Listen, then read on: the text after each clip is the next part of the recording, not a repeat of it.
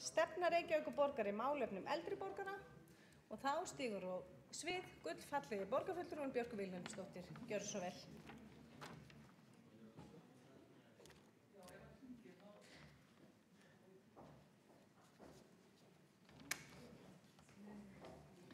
Kæri forseti og ágæta borgarstjórn.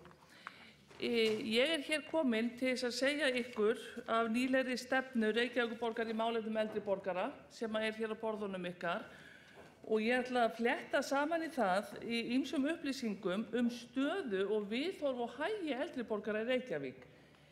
Ástæðan sú að ég held að allir borgarfulltrúar gætu haft gagn og gaman af þessum upplýsingum þó svo hugurinn sé kannski annars staðar akkurat núna. En þessi stefna, hún var samþykkt í velferðarráði núna í desember síðastliðnum og var að koma út í þessu hefti og hún var unnin í miklu og góðu samráði við félag eldri borgara og samtök aldraðra og fulltrúar notendaráða eldri borgara og þetta varðar ekki bara velferðarmál því að þetta varðar skipulagsmál og umhverfismál og ýmsa þætti í borgarsamfélaginu sem vert að huga að. En við segjum það í þessari stefnu að Reykjavíkurborg vill vera aldursvæn borg. Það að vera aldursvæn borg þýðir að borgin taki mið af þörfum eldri borgara, sé aðgengileg, aðlaðandi og hentug fyrir þá. Það hvað eldri borgarar eru í dag, fólk hefur mjög skýra sýn yfirleitt á málefni eldri borgara þar sem að það sér fyrir sér svona lasburða einmana fólk sem hefur það svolítið slæmt og svolítið fátækt og bara á svolítið bágt. En þeir eldri borgarar sem unnu með okkur þessa stefnu voru á allt annarri skoðun og byggja þá skoðun sína á ýmsum rannsóknum sem gerðar hafa verið á högum og viðhorfum eldri borgara. En það þannig að eldri borgarar í dag eru fyrst og fremst gefendur í samfélaginu en ekki þiggjendur. Þeir eru virkir samfélagsþegnar sem gera ýmislegt. Stór hluti þeirra 85% til dæmis sjaldan aldrei einmana, samkvæmt nýjum rannsóknum sem gerðar voru núna í nóvember og desember síðastliðnum. 73% þeirra hafa aldrei eða sjaldan fjárhagsáhyggjur. Og mér langar að segja ykkur, og ég vona að þið takið eftir, hversu oft eldri borgarar stunda líkamsrækt eða íþróttir. Og það eitthvað til dæmis fyrir ITR að huga að, því að þetta skiptir gríðarlega miklu máli. En 34% eldri borgara, og ég að tala fólk sem 67 til 87 ára, það stundar 34% þeirra stundar leikfimi 5 sinnum í viku eða oftar. 27% stundar leikfimi, líkamsrækt eða íþróttir eins og spurningin hljóðaði, 3 til 4 sinnum í viku og 1 til 2% 1 sinni í viku eða oftar. Þetta 80% eldri borgara stundar líkamsrækt eða íþróttir 1 sinni í viku eða oftar og langflestir 5 sinnum í viku eða oftar. Og þetta sundlaugahópurinn okkar, væntanlega. 37% á vinnumarkaði, á aldrinum 67 til 70 ára. Og þannig að þetta eru virkur hópur í samfélaginu og við verðum að breyta ímynd okkar til eldri borgara ef við ætlum að vera borg, aldursvæn borg, sem tekur mið af þörfum og högum eldri borgara. Ég ætla ekki að fara mikið í gegnum þessa skýrslu sem þið hafið og ég vona að þið nýtið ykkur og lesið, en þessi skýrsla og ýmsar tölur sem sjá má bæði í skýrslunni og í nýlegri Capacent-könnun hagi og viðhorf eldri borgara gefa mjög eindregið til kynna að hver staða þeirra og eldri borgarar, þeir vilja og eru mjög umhugsað heilbrigðisþætti. Þeir eru almennt með gott eða frekar gott heilsufar, eða 75%, og eru líkamlega vel á sig komnir og þeir vilja halda því fyrst og fremst að því eldri borgarar vilja vera virkir. Og það að ef við, og eins og við erum búin að samþykkja reyndar í velferðarráði, að Reykjavíkurborg sækjum aðild að Global Network of Age-Friendly Cities sem verkefni aldursvænar borgir á vegum Alþjóðaheilbrigðismálastofnunarinnar að þá þurfum við fyrst og fremst að taka mið af þessum staðreyndum og skipuleggja borgarsamfélagið í samræmi við það.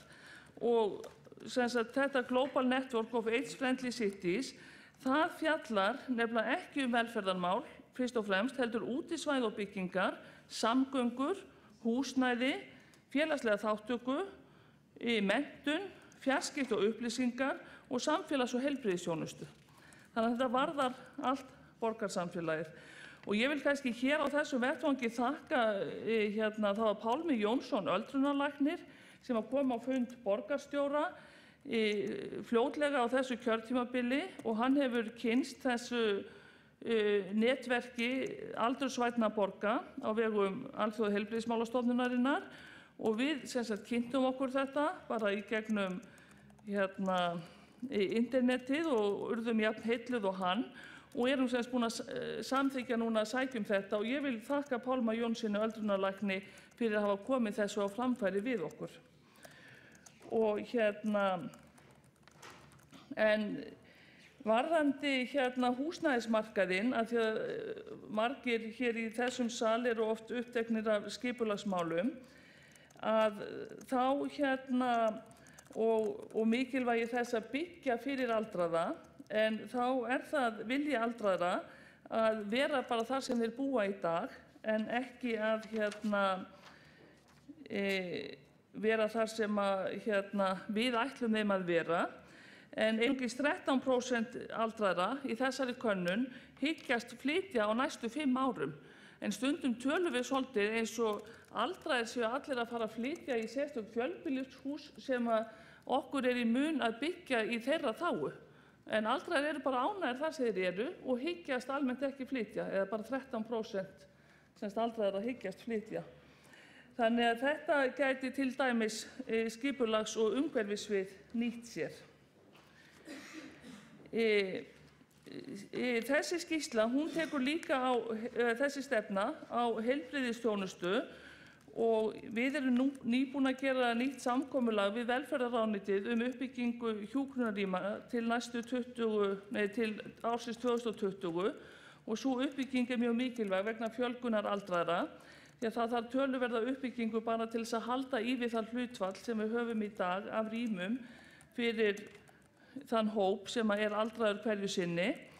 En þess ber að geta að Reykjavík í fararbroddi hvað varðar uppbyggingu hjúkrunarrýma í Seljahlíð, þar sem við erum núna búin að ná samkomulagi við ríkið að hjúkrunarrými ekki bara bundið við tiltekin herbergi í þar til byggðu hjúkrunarheimili, heldur getur þjónustuíbúðir breyst yfir í hjúkrunarheimili sé fólk komið með færni og heilsumat upp á slíkt.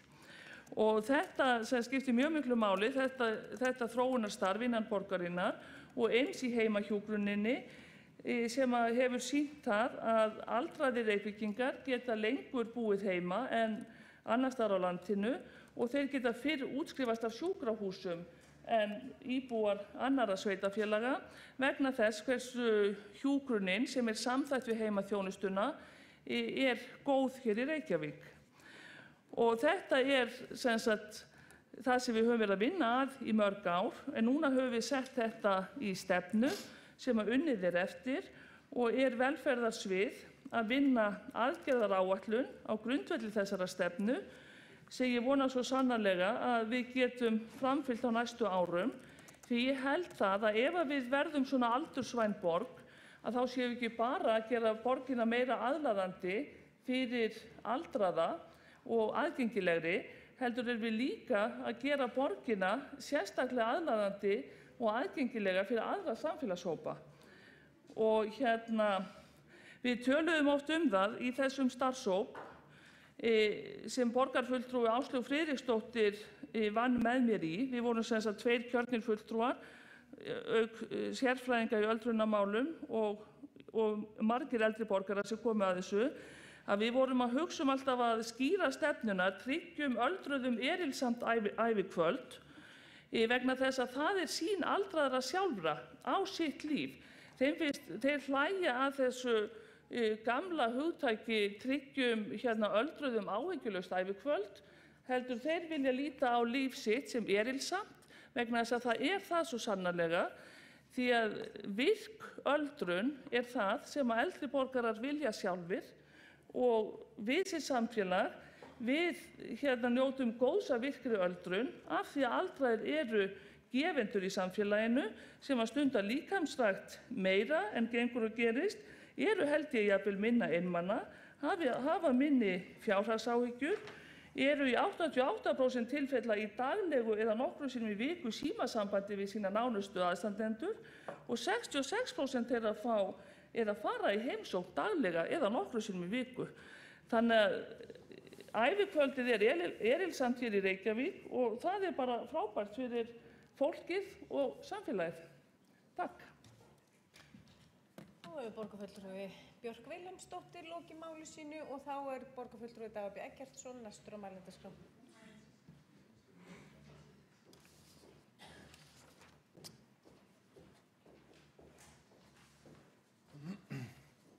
Forseti, ágæta borgarstjórn, ég vil nota þetta tækifæri og þakka fyrir þessa mikilvægu stefnumótun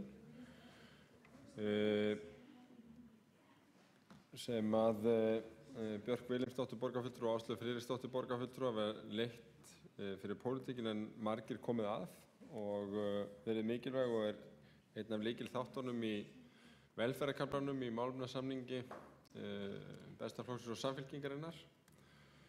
En ég vildi líka bara undirstrika að þá deiglu sem varðandi þjónustu í málefnum aldraðra og hrósa okkar starfsfólki sem að hefur núna á síðustu árum verið að án þess að það við fengið mjög mikla athygli verið að þjóna í raun stærri og þyngri hópi en áður inn í heimahúsum á heimilum þar að segja á forsendum fólksins sem býr í borginni og það ekki síst hægt vegna þessa nánara samspils heimaþjónustu og heimahjúkrunar. Þeir sem að muna nokkur ára eftir í tímann muna eftir mjög mikilli umræðu byggingu hjúkrunarheimila sem var þá brýn og það var auðvitað ráðist í hjúkrunarheimili í Mörkinni en þessi þétta þjónusta heim til fólks hefur dregið úr þörfinni og raun mætt þeirri fækkun rýma sem leitt hefur af einbýlavæðingunni. Þó það svo, og rétt að undirstrika það, að það þarf að byggja hjúkrunarheimili í Reykjavík. Það þarf að gera það og þess vegna var mjög mikilvægt að við náðum á dögunum samkomulagi við velferðarráðuneytið 88 hjúkrunarrými við Sléttuveg sem að Hrafnustad mun reka og það komin viljayfirlýsing það og þess vegna ætti ekkert að vera vanbúnaði að hefja uppbyggingu við Sléttuveg bæði á hjúkrunarheimili, á þjónustu miðstöð og fleiri íbúðum sem að Hrafnistad hefur verið með á prjónunum. En í samkomulaginu við velferðarráðuneytið þá voru líka stigin býsna merkileg skref varðandi enn aukna þjónustu til kannski veikara fólks en áður á heimilum. Þá farið tilraunaverkefni í þessu skyni í Seljahlíð sem að skiptir miklu máli og þarna verður borgin í samvinnu við velferðarráðuneytið. Það líka tekið á því í þessu samkomulagi að veitt verður rekstrafé af hálfu ríkisins fyrir dagdeild, fyrir heilabilaða í Fróðengi þar sem að borgin að byggja þjónustumiðstöð í samvinnu við Eyr. Þessi yfirlýsing líkt og varðar Hrafnistu eiginlega forsenda þessarar mikilvægu uppbyggingar og þessa mikilvæga viðbótar úrræðis. En að það sérstakt fagnaðarefni auk þess sem að það rammaður inn sameiginlegur vilji bæði ráðuneytisins og Reykjavíkurborgar að þróa áfram þetta þétta samstarf heimaþjónustu og heimahjúkrunar sem ég held að verði einn mikilvægasti þátturinn til framtíðar litið. En síðasti eða 5. þátturinn í samkomulaginu lítur raunar að því að fara í sameiginlega vinnu borgar og ráðuneytis það hvernig þessi framtíð lítur út, að spá fyrir fjölda aldraðra, mismunandi stærðir í þjónustuhópum, ef svo má orðið komast, þar að segja þyngd þjónustunnar og hvernig hún þróast til ársins 2020, en í raun ástæða til þess að horfa lengra því að það er viðbúið með við það sem við vitum lýðfræði borgarinnar, að það verður töluverð fjölgun í hópi aldraðra eftir 2020. Og það er ekki seinni vænna að fara að búa okkur undir þessa framtíð. Tek undir að aldraðir eigi að eiga erilsamt ævikvöld, en þeir eiga auðvitað líka búa við öryggi, þar á meðal þjónustuöryggi, húsnæðisöryggi og félagslegt öryggi. Og það er eitt af lykilhlutverkum borgarinnar að tryggja það, og mér finnst vel náð utan það í þessari stefnumörkun. Þá er borgarfulltrúi Dagur B. Eggertsson lokið máli sínu og þá er borgarfulltrúi Þorbjörg Helga Vigfúsdóttir næst á mælendaskrá.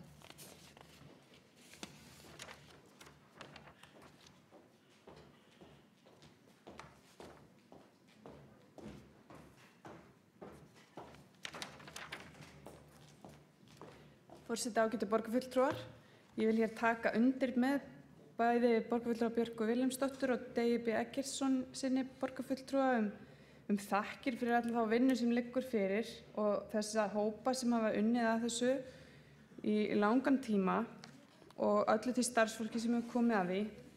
Þetta er stór málaflokkur og lítið ræddur hér, of lítið eldri borgarar, og við mættum kannski taka það aðeins til greina að ræða, og ég horfi nú á formann velferðarráðs Björgu Vilhelmsdóttur, að ræða kannski kafla í þessu svipað og var gert í skipulagsmálunum og fá aðeins betri innsýn inn í umræðuna sem fer fram í velferðarráði, vegna þess að þessar tölur eru svolítið sláandi, ekki síst vegna þess að nú þegar eru eldri borgarbúar í Reykjavík talsvert fleiri í Reykjavík heldur en í öðrum sveitarfélögum og við erum með öðruvísi svona íbúasamsetningu, til dæmis í 108 Reykjavík er að breytast aldrei svona skipulagið í kringum eldri borgara, vegna þess að þar liggja dálítið margar þjónustustofnanir. Og þessi tölfræði að á næstu 40 árum, Dagur B. Eggertsson borgarfulltrúi fór yfir þessa tölur núna á næstu 4 árum, en næstu 40 árum farið þetta úr 13 í 23%. Það finnst mér alveg sláandi tölur, og hvaða svona afleiðingar fyrir borgina á næstu árum eru áhrifin á þetta, á þessa fjölgun hjá okkur. Hvað er það sem við þurfum að takast á við til að maður geti bara séð Reykjavík í ljósi þessara í rauninni stökkbreytinga næstu 40 árin, og er nú gaman kannski að heyra hjá skipulagsfulltrúum okkar hvort að þetta hafi verið rætt í aðalskipulagsvinnunni og hvað þá helst þegar aðalskipulagið nær einmitt yfir þennan langa tíma. Ég er með bara 2 spurningar og vonast ekkert endilega til þess að þeim sé svara mig ítarlega, en þetta er bara svona forvitnisspurningar hjá mér, af því að persónulega hef ég verið aðeins að horfa á þetta núna út frá sjónarhorni þess aldraða, og það varðar þessa félagslegu einangrun sem kemur oft upp og tengist að sjálfsögðu þessari heilabilun sem þetta er í 2 þáttum svolítið í skýrslunni, að félagslega einangrun og einstaklingsmið heimaþjónusta, andleg þjónusta þar, og svo hins vegar þessi heilabilun og hvernig borgin tekst á við þetta núna og hver framtíðarsýnin er. Og svo hinn spurningin var þróunin á þjónustumiðstöðunum, þar sem að þjónustustofnanirnar, þar sem eru ýmiss konar uppákomur og leikfimi og ýmislegt fyrir aðstandendur jafnvel. Hvernig sú þróun á að eiga sér stað í fjárfestingarhugsuninni, af því að svona með gestsauganu sýnist mér þetta að vera að verða þannig að þjónustan sé að færast á svona kjarna í hverju hverfi og verður svona dálítið sterkt þar. En það er hins vegar engin þjónusta til þess að keyra fólk á staðinn eða koma þeim inn í einhverja virkni. Og ég er kannski mest áhugasöm að heyra aðeins hver hugmyndin er, að því þetta er svolítið svona eins og stefnur eru, svona framtíðarsýn en kannski ekki útfærsla. Þannig að það væri rosalega gott að fá kannski aðeins innsýnin í þessar hugmyndir á velferðarsviði. Annars þakka ég aftur fyrir fína stefnu og tímabæra. Þá hefur borgarfulltrúi Þorbjörg Helga Vigfúsdóttir lokið máli sínu og þá borgarfulltrúi Sóley Tómasdóttir næst á mælendaskrá.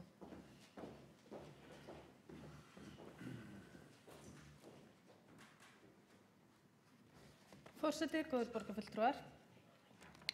Mig langar bara til þess að fagna þessari stefnu í örfáum orðum. Hér margt gott á ferðinni og formaður velferðarráðs Björk Vilhelmsdóttir borgarfulltrúi fór mjög vel yfir þau mál hér áðan, þó hún hafa kannski aðeins verið að flýta sér. En mér langar til þess samt að minna aðeins á hóp mannréttindi aldraðra sem hefur verið settur á laggirnar og að vinna vegna þess að mér finnst og það brennur mjög á mér og það gerir það kannski tímabundið hjá fólki og það kannski þess vegna sem að stefnumörkun tekur lengri tíma, að þetta tiltölulega stuttur tími í lífi fólks eða í lífi aðstandenda sem að hjón eru aðskilin vegna veikinda. Yfirleitt eru þá hjónin ekki í góðri stöðu til þess að beita sér fyrir rétti sínum og aðstandendur yfirleitt líka tiltölulega uppteknir í því að sinna hinum veika og þá mögulega hinum sem að eftir heima. Það skiptir alveg rosalega miklu máli að við virðum rétt fólks til þess að búa saman ef að það svo kýs, líka þegar að veikindi að ræða og kannski ekki síst þegar veikindi að ræða. Eins og hefur svo sem komið fram í máli Páls Bergþórssonar sem hefur verið talsvert að ræða þetta í fjölmiðlum, að hann segir að aldrei hafi hann haft ríkari þörf fyrir að vera hjá konunni sinni heldur en einmitt núna þegar að hún veik og þarf að vera inn á hjúkrunarheimili. Og ég trúi ekki öðru heldur en við getum fundið lausn á því að fólk geti lokið lífi sínu saman. Fólk sem búið að vera gift jafnvel í bara hátt í öld, að það sé aðskilið vegna veikinda. Við hljótum að geta komist að fundið einhverja lausn á þessu máli og helst þyrfti það að gerast hratt. Og ég vil sérstaklega hvetja okkur til þess að gera þetta vegna þess að þetta eitt af þeim málum þar sem að hagsmunahóparnir eru ekki háværir en þörfin mjög brýn. En öðru leyti vil ég bara þakka fyrir þetta og fagna tilkomu þessara stefnu. Borgarfulltrúi Sóley Tómasdóttir lokið máli sínu og þá borgarstjóri næstur á mælendaskrá. Virðulegi forseti, ágæta borgarstjórn.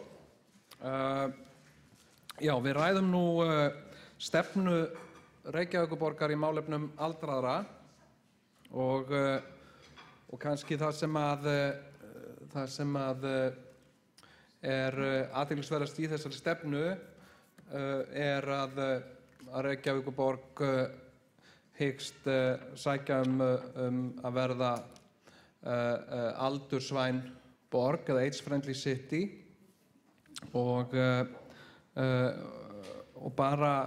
bara í þeirri aðgerð og þeirri umsókn og þeirri viðurkenningu þá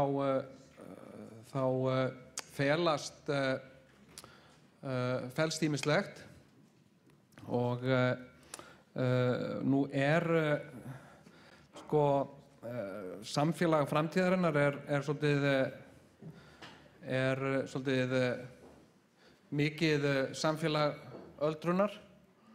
Við erum alltaf að verða eldri og eldri og samkvæmt nýjustu rannsóknum og áætlunum að þá munum við sem að hér sitjum flest hafa yfirgnæfandi möguleika, yfir 80% möguleika á því að verða 100 ára eða eldri. Þannig að lífaldur alltaf að aukast og gömlu fólki að fjölga og það mér hefur fundist svona að því að ég nú átt marga aldraða ættingja og sem að ég hef svona fylgt að einhverjum hluta í gegnum kerfið og til dæmis foreldrum mínum sem ég fylgdi svona nokkuð veginn reglulega í gegnum þessi kerfi sem taka við gömlu fólki, heilbrigðiskerfið og síðan umönnunarkerfin, bæði hjá sveitarfélögum og hjá ríkinu. Og þá hefur mér fundist sem aðstandanda og notanda, og mér fundist svona þjónustan við gamalt fólk yfirleitt bara nokkuð góð, og það skín alveg í gegn að í þeirri þjónustu sem maður er að fá og í viðmóti starfsfólks að það er mjög góður hugur, og það liggur engin vafi á því að fólk vill veita öldruðum, við viljum veita öldruðum góða þjónustu, og öll höfum við góða möguleika á því að verða gömul. En það eru svona kannski, það eru svona smáatriði og ákveðnir hlutir, og við vorum að tala hérna staðalmyndir áðan í tengslum við jafnréttismál, og það eru líka svona staðalímyndir gagnvart gömlu fólki sem að þarf að berjast gegn, og mér er mjög minnistætt þegar að ég keyrði leigubíl hér á árum áður, að þá keyrði ég einu sinni konu út í Neskirkju á Þorrablót, eldri borgara, eða vegum eldri borgara, og hún var mjög hress og kjaftaði á henni hver tuska, og hún var að segja mér, hún var spennt, hún var að fara á Þorrablót og hún var með svona pitlu, brennivínspitlu með sér, og sagði að það væri ekkert Þorrablót án þess að fá sér aðeins brennivín með. Og síðan var ég búinn að keyra hann út í Neskirkju, þá fór ég í staðið þarna, og svo var ég kallaði mig fljótlega út aftur að Neskirkju og náði þessu sömu konu, og hún gekk öskureið út af Þorrablótinu, og hún sagði að þetta hefði verið ömurleg Þorrablót, og hún byrjaði að taka upp brennivínspilluna sína, og þá kom einhver og sagði: nei, hér drekkum við ekki brennivín, hér drekkum við gos með matnum, og þetta fannst henni frekar fúlt, en hún sætti sig við þetta og sagði: já, ég get þá bara drukkið brennivínið seinna. Síðan var þarna einhver starfsmaður sem áður en að borðhald hafst, að þá klappar hann saman lófunum og segir: jæja, eigum við ekki öll að fara og pissa áður en við fáum okkur að borða. Allt er þetta mjög vel meint, en mörgum finnst þetta ákaflega niðurlægjandi framkoma, og þetta er ekki gert af einhverjum illum ásetningi eða eitthvað svoleiðis, heldur meira hugsunarleysi. Og þessi kona, og svo ræddum við þetta einmitt þegar ég keyrði hana tilbaka af þessu glataða Þorrablóti, sem sagt hún sagði: eftir að ég var gömul þá eru svo margir byrjaðir að koma fram við mig eins og ég sé barn, og mér finnst það óþægilegt og mér finnst það niðurlægjandi oft á tíðum, eins og þetta dæmi gefur merki um. Og það er jú oft þannig að við sem erum að leggja línurnar og ákvarða stefnurnar og svona, að við erum stundum að skoða kannski aðalega grófu drættina og útlínurnar, en lífsgæðin liggja oft í smáatriðunum, í litlum atriðum sem geta þó haft afgerandi áhrif á lífsgæði manns á hverjum degi. Og ég til dæmis upplifði að mamma mín var til dæmis í hjólastól síðustu árin, og það var stór vandamál til dæmis að mjög víða þar sem hún sótti sér þjónustu og búsetuúrræði, að þar var ekki gert ráð fyrir því að fólk væri í hjólastól, þannig að það var erfitt til dæmis aðgengi og jafnvel ómögulegt víða, til dæmis bara með svona steipuköntum, alltaf 40 cm háum steipuköntum fyrir svalahurðum og svo framvegis, og ég bind miklar vonir við það að með því að ganga inn í það ferli að verða aldursvæn borg, að munum við einmitt fá tækifæri og tíma til þess að skoða þessi litlu smáatriði, það er að segja díteilana, og ná að skapa borg sem leggur gamalt fólk til jafns við annað fólk og það hafi sömu möguleika og sömu tækifæri í borginni eins og annað fólk, og fagna því þessu mjög og þakka þeim sem hafa komið hér upp. Takk. Þá hefur borgarstjóri lokið máli sínu og þá næstur mælendaskrá borgarfulltrúi Björk Vilhelmsdóttir.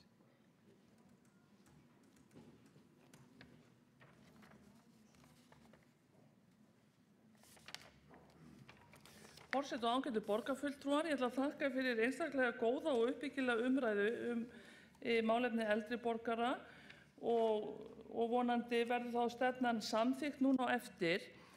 En ég fékk svolítið samviskubit hérna áðan þegar ég var að hrósa sérstaklega Pálma Jónssyni öldrunarlækni fyrir að hafa komið með hugmyndina að þessum aldursvænu borgum inn á okkar borð eða á borð borgarstjóra. Því að það var í rauninni Dagur B. Eggertsson sem að fyrst kynnti mig fyrir þessari hugmyndafræði á síðasta kjörtímabili, þannig að ég vil segja það hér opinberlega. Þá hafði hann, þetta svona kannski Alþjóðaheilbrigðisstofnunin, hún náttúrulega stýrð af læknum og heilbrigðiskerfinu og þaðan koma þessar góðu hugmyndir þó að þær séu fyrst og fremst samfélagslegar. En hér í umræðinu þá hefur verið tekið fyrir nokkur mál varðar vanda eldri borgara. En í minni ræðu þá ákvað ég að taka fram hina jákvæðu mynd af virkum öldruðum einstaklingum vegna þess að mér finnst svo mikilvægt að vinna gegn þessari staðalímynd sem að mörg okkar og samfélagið hefur á eldri borgara. Og það sem að eldri borgarar eru orðnir mjög uppteknir af að þurfi að breyta. En auðvitað það hlutverk okkar sem sveitarfélags að skapa þessa aldursvænu borg sem fyrir alla aldraða, en við berum fyrst og fremst náttúrulega ábyrgð á að veita þeim öryggi og þeim þjónustu sem á þurfa að halda vegna heilsubrests eða ýmiss konar félagslegra þátta sem að bæði Sóley og Þorbjörg Helga komu inn á. Og ef ég svara Þorbjörgu Helgu varðandi félagslega einangrun og hvernig við ætlum að koma fólki til virkni, þeir sem eru óvirkir, að þá það eitt af útfærslum velferðarsviðs sem verið að vinna að til þess að ná að framkvæma þessa stefnu. Og við tölum til dæmis akstursþjónustu sem við sjáum að sé liður til framtíðar og verði mikilvægari þjónusta þar sem að fólk velur að búa heima, að þá þarf það í auknum mæli akstursþjónustu til þess að komast á millistaða, komast í virkni og fá þá þjónustu sem það þarf að fá utan heimilis. Þetta dæmi þjónustu sem kom ekki til fyrir en árið 2005 en hefur sýnt sig að vera mjög mikilvægt til þess að byggja undir sjálfstæða búsetu. Og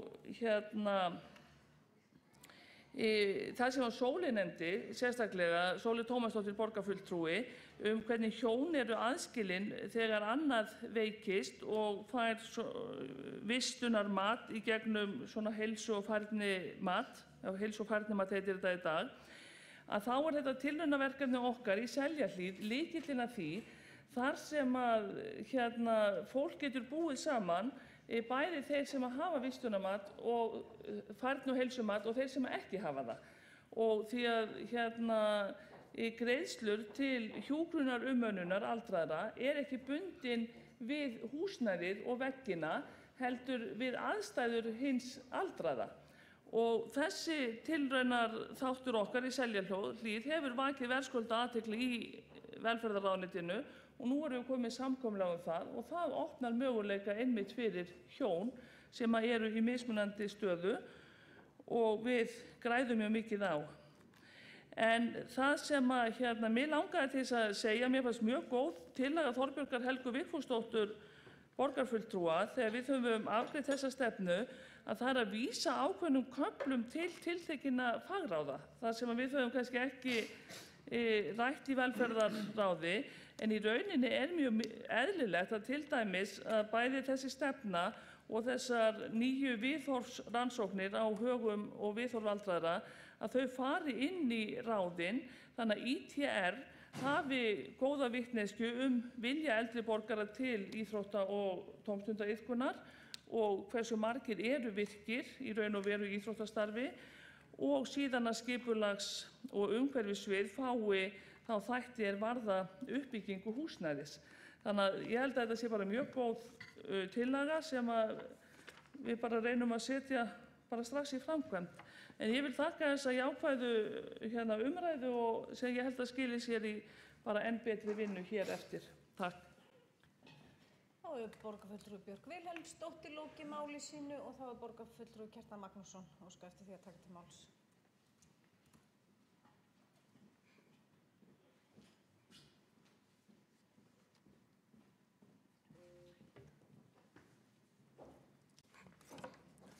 Forseti, góðir borgarfulltrúar, ég vil eins og aðrir borgarfulltrúar taka undir þakkir til þess starfshóps sem vann að þessari stefnu, skrifaði hana og samdi. Ég sé ekki betur en hér sé bara mjög gott stefnuplagg sem ágætt verður að byggja á til framtíðar. Nú þessi að sjálfsögðu var búið að móta stefnu í þessum málaflokki einhvern tímann áður, það var líka ágætis stefna og við fögnum henni þegar hún kom fram á sínum tíma. En ég held að við þurfum að eiga gagnrýna og hreinskilnislega umræðu það hér í borgarstjórn hvernig öllum þessum stefnum okkar síðan fylgt eftir. Það ekki nóg að hafa lungan úr kjörtímabilinu einhverja vinnu í gangi sem snýr að stefnumótun en framfylgja henni síðan bara svona einhvern veginn og hins veginn.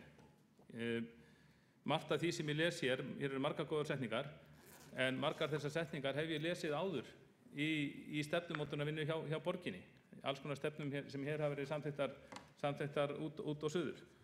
Og það nú kannski eitt af því sem fólk finnur gjarnan að störfum okkar stjórnmálamanna, það segir að það sé alltaf gaman að hitta okkur og við segjum kannski það sem fólk vilji, en svo þegar kemur að því að framfylgja stefnunni, þá sé eitthvað allt annað upp á teningnum.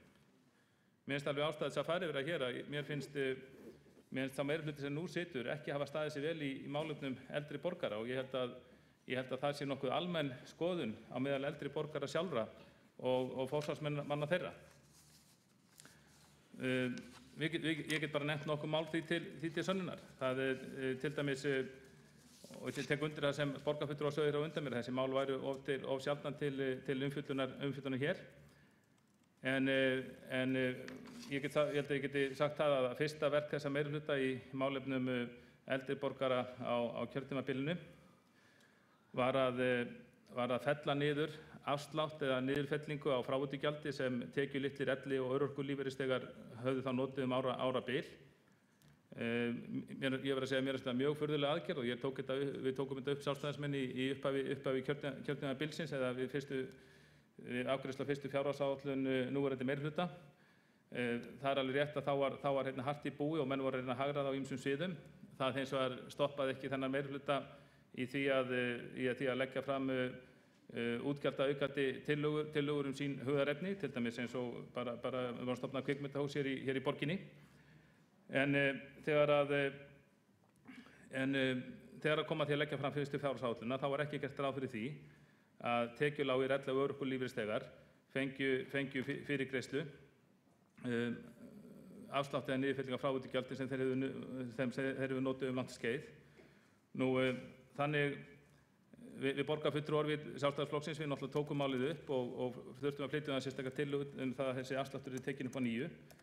Þurftum að taka þetta upp í borgarstjórn og þá var þetta á nýju árinu 2011 og sem betur fyrir það var tillögu okkar samþykkt að menn sá að þetta hafði ekki verið gott mál. Ég vona eftir þá umræðu að þá myndu menn hissa upp sig buxurnar og láta þessi mál meira til sín taka og því ekki neitað að margt er að sjálfsögðu gott gert á velferðarsviði og í málefnum aldraðra, í heimaþjónustu og annað. En mér finnst að meirihlutinn hafa verið of sofandi í þessum málum og kannski vegna þess að ég býst svo mikið við því að margir á meirihlutanum vilji taka mikið marka á mér, heldur frekar að trúa bara eigin fagorgala að hér sé allt í góðu gengi og blúsandi uppsveiflu í málefnum aldraðra. Þá vil ég vitna í nýútkomið fréttabréf Samtaka aldraðra sem kom út núna í apríl og hefur að geyma ársskýrslu samtakanna og þar kveður nokkuð við annan tón en hjá þeim borgarfulltrúum meirihlutan sem tölu hér áðan málefni aldraðra og sérstaklega þá í búsetumálum. Nú, eins og borgarfulltrúar væntanlega vita þá hefur borgin átt yfirleitt hefur borgin átt í mjög góðu samstarfi við samtök aldraðra og fleiri byggingarfélög eldri borgara úthlutun á lóðum. Þetta er samstarf sem gefur báðum aðilum mikinn ávinning, ekki síður borginni, enda í þessum tilvikum þegar við erum að tala um úthluta lóðum til byggingarfélag eldri borgara, þá erum við ekki að tala um að borgin borgi sjálfa byggingarnar, þetta er borgað af þeim sjálfum, þeir fá einungis úthluta lóðir á góðum stöðum í borginni. Og það er að sjálfsögðu, það þarf ekki að fara yfir það hér, það er að sjálfsögðu margsanna málað eftir því sem fleiri geta búið í slíkum þjónustuíbúðum, þá dregur það að sjálfsögðu úr álagi annars staðar í kerfinu, í heilbrigðiskerfinu og okkar kerfi. En í þessu fréttabréfi, þar sem ársskýrslan er lögð fram, þar segir meðal annars, með leyfi forseta: aðalfundi Samtaka aldraðra 2011 var mikill heiður sýndur með heimsókn Bjarkar Vilhelmsdóttur borgarfulltrúa og formanns velferðarráðs sem meðal annars stýrir þjónustu við eldri borgara í Reykjavík og hefur með hendi að finna fram nýjungar á því sviði til hagsbóta fyrir okkur eldri borgara og Reykjavíkurborg. Samtök aldraðra harma því mjög að ekkert af því sem samtökin lögðu áherslu á þá eða síðar við formann velferðarráðs hefur átt framhaldslíf og engar nauðsynlegar samræður milli Samtaka aldraðra og velferðarráðs málefni eldri borgara í Reykjavík hafa farið fram síðan. Ljóst er að 500 til 600 félagar bíða tækifæris að taka þátt í byggingarframkvæmdum sem Samtök aldraðra standa fyrir eða kaupum á endursölu íbúð. Framkvæmdin við Sléttuveg var aðeins 10% áfangi og Kópavogstún aðeins 4%.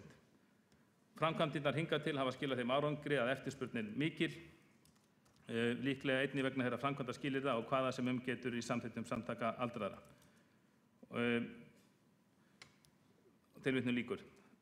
Svona er þetta sagt í fréttabréfi aldraðra og ég vil nú bara taka fram að ég held að Samtök aldraðra, þetta eru nokkuð virtustu samtök eldri borgara sem eru starfandi og þeirra málflutningur hefur bara alltaf verið mjög hógvær og þess þá heldur finnst mér skipta máli þegar að borgaryfirvöld fá slíka einkunn í fréttabréfi samtakanna þar sem er verið að gera upp árið að þau harma mjög að ekkert af því sem menn hafi talað við borgina hafi gengið eftir, engan nauðsynlega samræður hafi farið fram málefni eldri borgara síðan.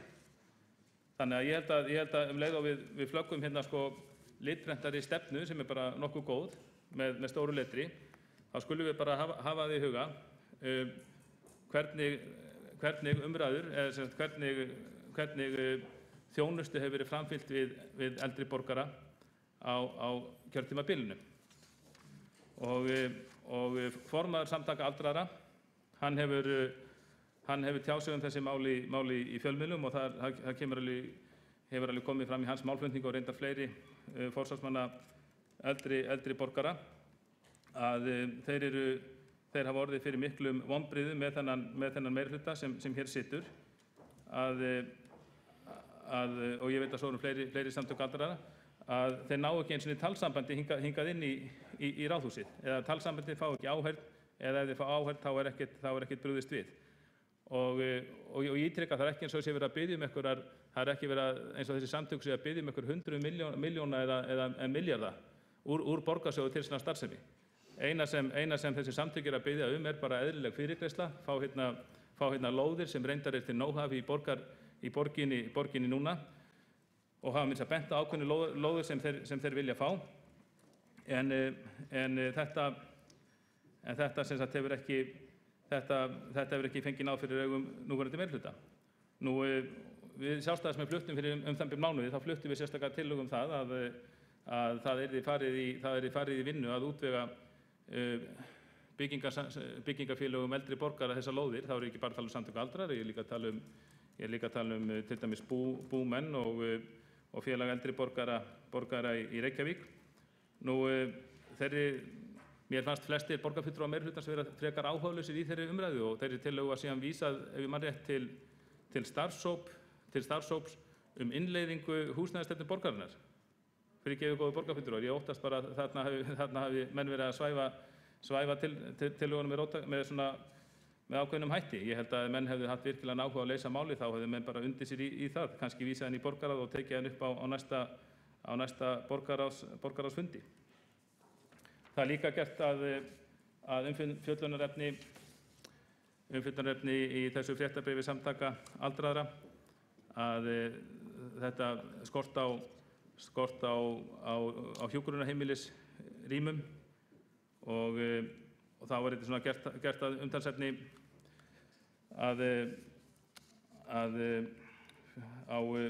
fyrir 4 árum þá hafi verið talað að það er að bæta úr skorti á hjúkrunarheimilum, stjórnmálamenn tala gjarnan um þetta fyrir kosningar, en það hafi hins vegar ekki gengið eftir.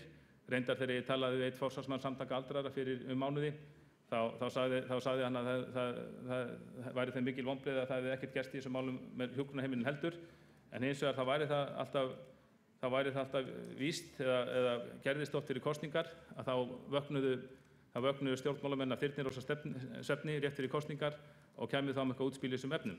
Og viti menn, slíkt útspil kom núna, bara ég held að það hefði komið viku fyrir nýafstaðnar alþingiskosningar, þá kom útspil frá ríkisstjórninni og borgarstjórnar meirihlutanum sem ber ekki að vanþakka, en ég held að ég geti tekið undir það með öldruðum að menn hefði gjarnan mátt vinna þessu máli einhvern veginn betur, jafnt og þétt á kjörtímabilinu, í stað þess að vakna upp viku eða 10 dögum fyrir alþingiskosningar.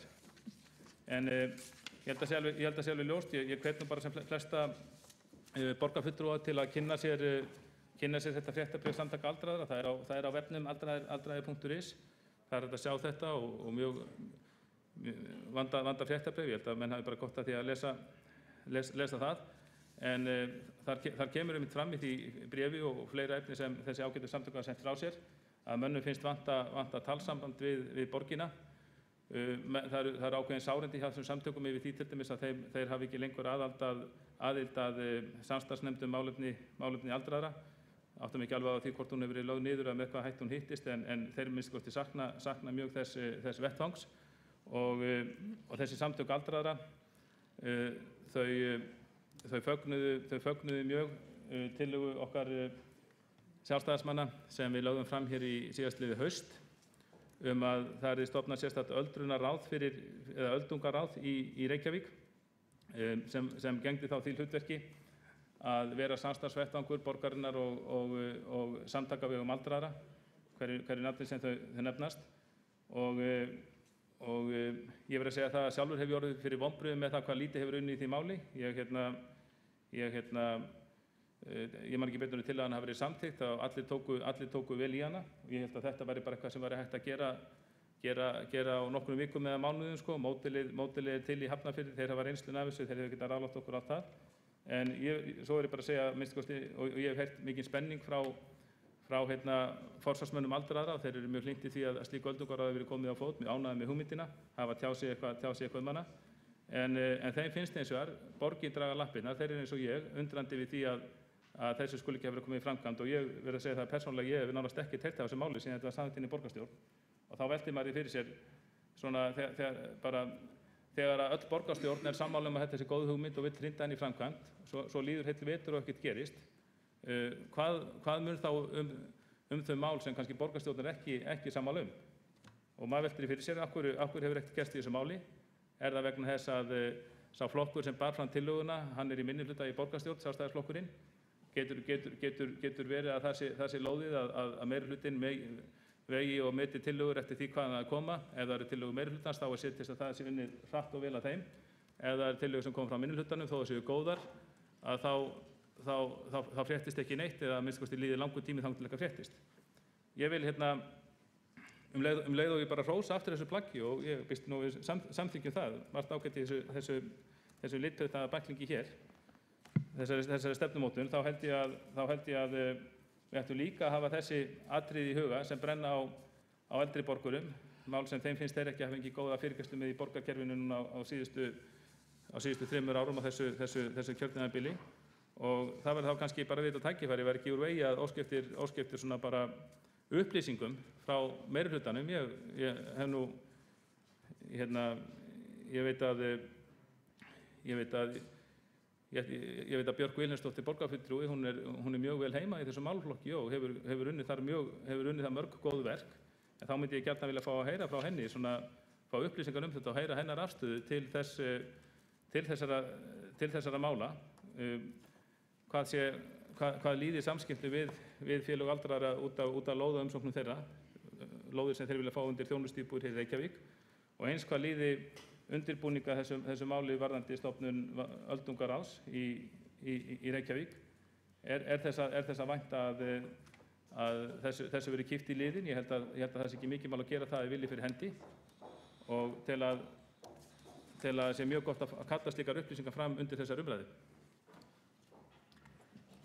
Borgarfulltrúi Kjartan Magnússon lokið máli sínu og þá borgarfulltrúi Björk Vilhelmsdóttir næst á mælendaskrá.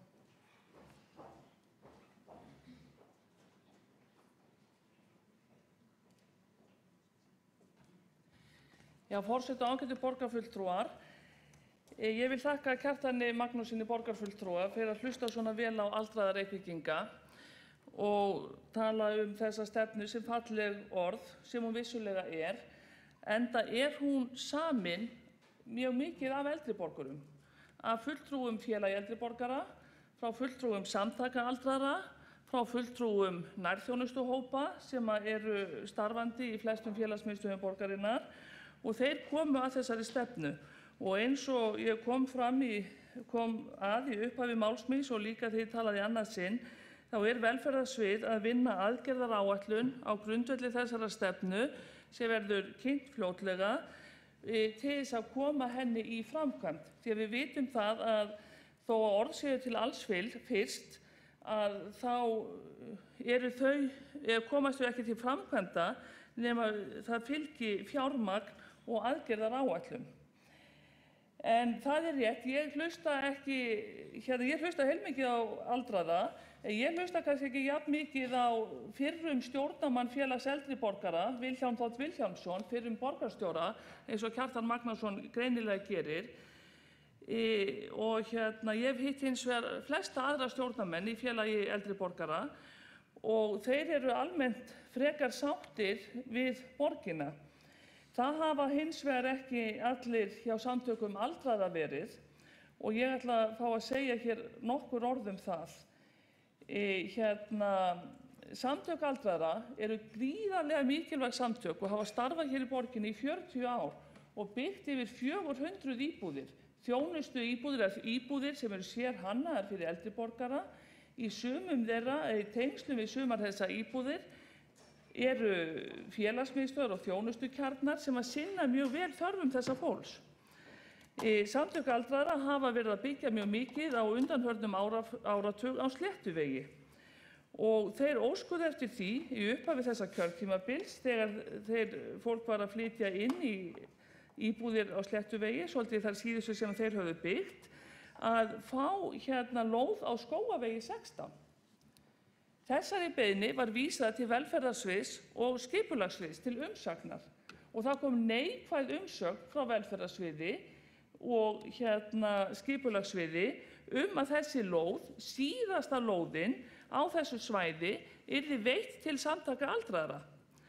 Og talsambandið við samtök aldraðra hefur verið með miklum ágætum að mínu mati og ég hef átt marga fundi og mörg símtöl við þá þetta.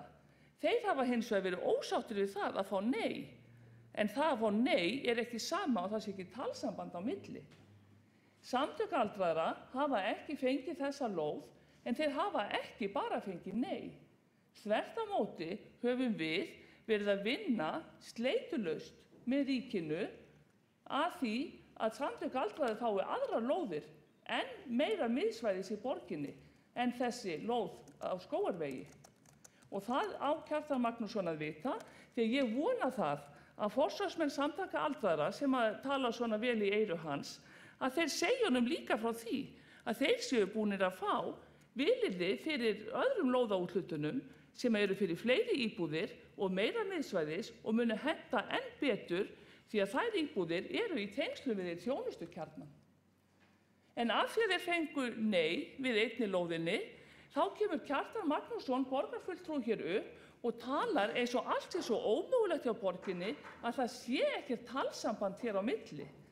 Þetta er svona lýðskrum. Það sem verið að reyna að tala í eyru fólks sem að veit ekki og getur ekki vitað hvað mikil samskipti hafa átt sér stað á milli borgaryfirvalda og Samtaka aldraðra vegna þessara lóðamála. Og svo talar Kjartan Magnússon og slær sig og segir það er ekki eins og Samtök aldraðra séu að fara fram á eitthvað óskaplega mikið. Þeir eru einungis að fá lóðir á góðum stöðum. Það er bara eðlileg fyrirgreiðsla, sagðirðu sama mál rétt á eftir. Það er bara eðlileg fyrirgreiðsla.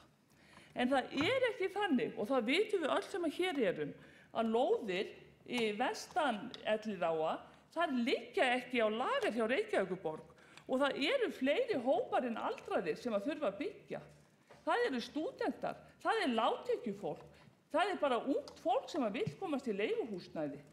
Og það er þannig að við samþykktum hérna húsnæðisstefnu fyrir 2 árum síðan, þar sem var þverpólitísk samstaða.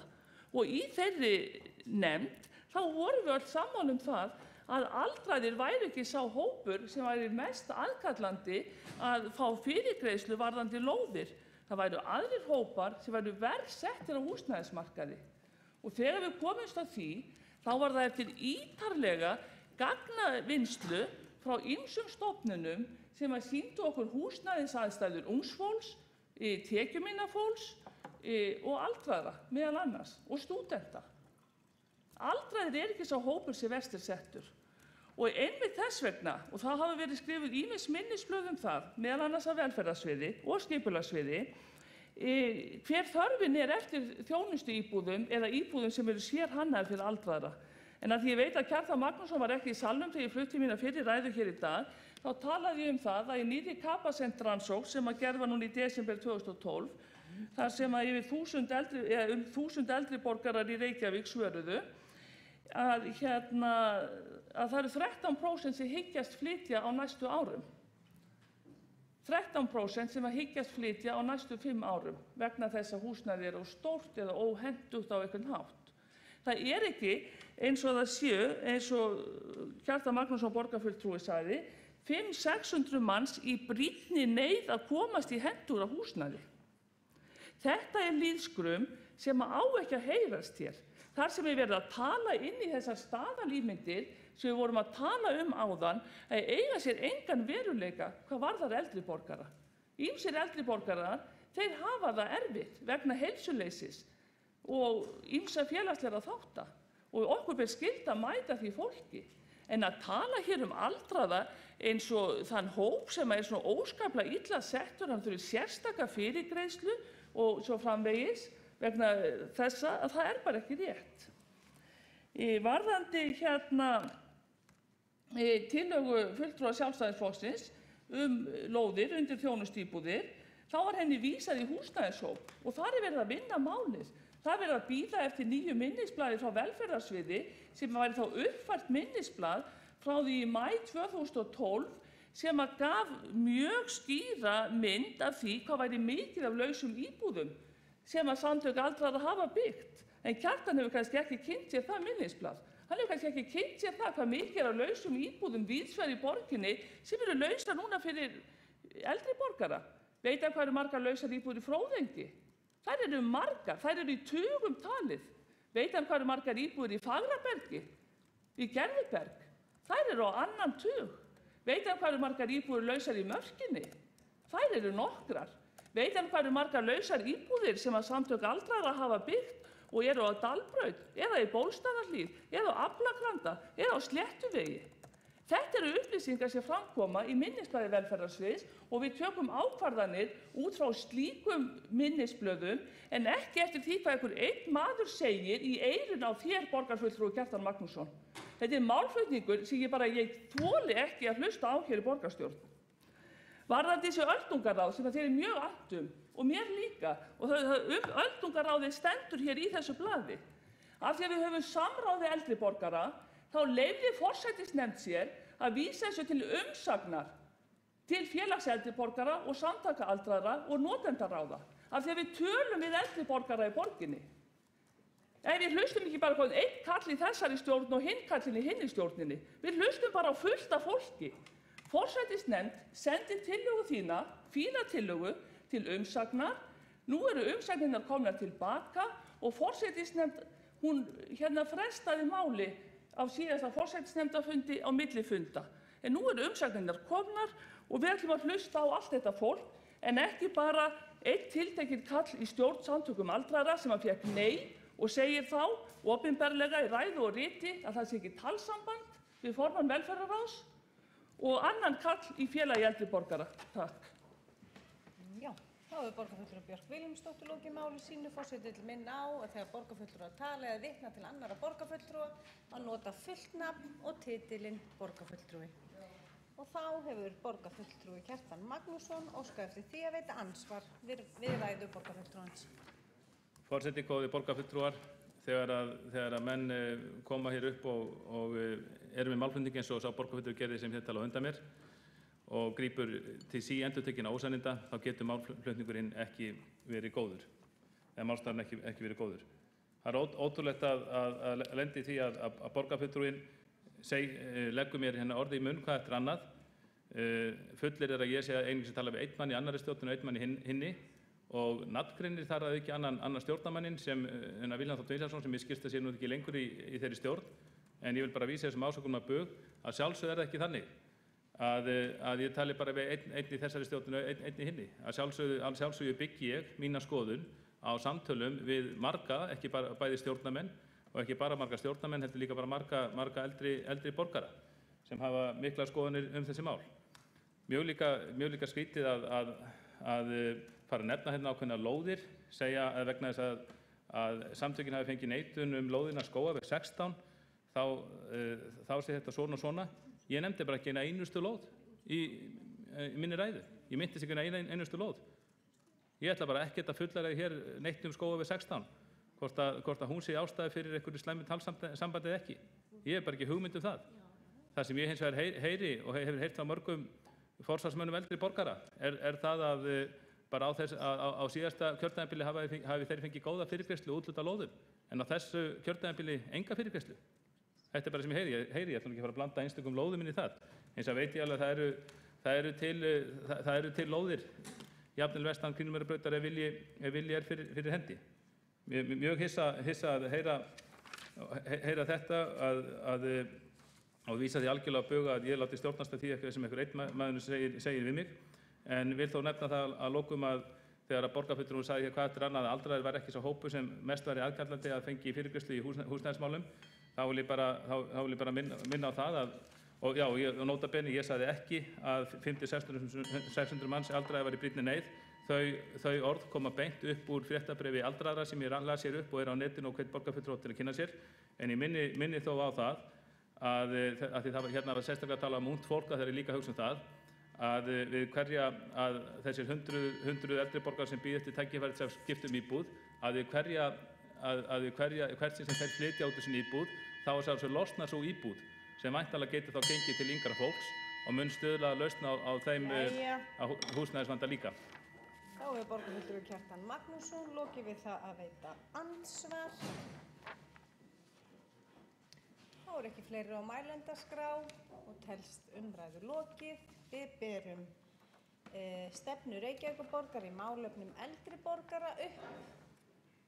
Þeir borgarfulltrúar sem samþykkja það vilja gefa verki. Einhver á móti. Það telst því samþykkt samhljóma og fulltrúar Sjálfstæðisflokksins áskilja sér rétt til bókunar undir þessum dagskrárlið, einnig fulltrúar Samfylkingar og Besta flokksins áskilja sér rétt til gagnbókunar undir þessum dagskrárlið. Við göngum í 4.